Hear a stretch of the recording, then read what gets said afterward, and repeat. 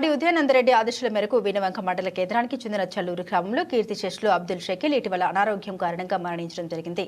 వారి కుటుంబానికి ప్రగాఢ సానుభూతి తెలియజేస్తూ పాడి ఉదయానందరెడ్డి ఫౌండర్ అండ్ సీఈఓ ఎఫ్టీవీ మరియు టూరిటు వారి అనుచరులచే అబ్దుల్ షకీల్ కుటుంబ సభ్యులకు 5,000 రూపాయలని ఆర్థిక సహాయంగా అందజేశారు. ఈ కార్యక్రమంలో వీణవంక మాజీ జడ్పీటీసీ దాసరపు ప్రభాకర్, గాజుల శాంసన్, అబ్దుల్ అఖిల్, అమృత ప్రభాకర్, సమ్మిట్ల చిట్టి, తాళ్లపల్లి కుమారస్వామి, ఎల్లయ్య, రాజయ్య, దాసరపు లోకేష్, వంశీ కృష్ణ, అశోక్, సంతోష్, తోట్ల రాకేష్, కోరె రాకేష్, పస్తం కుమార్, సిరిగిరి రాజశేఖర్ తదితరులు పాల్గొన్నారు.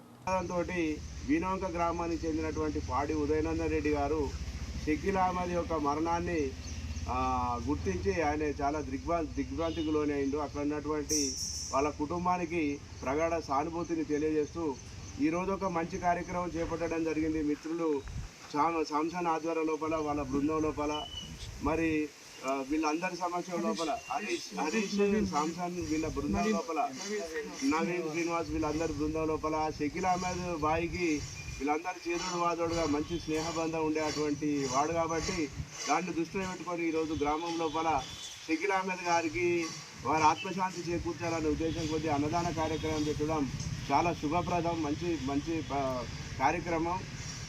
ఈ సందర్భంగా ఈ ఘటనను దృష్టిలో ఉంచుకొని ఈ మిత్రులందరికీ నేను షకీల్ అహ్మద్ కుటుంబం తరఫున ధన్యవాదాలు తెలియజేస్తున్నా.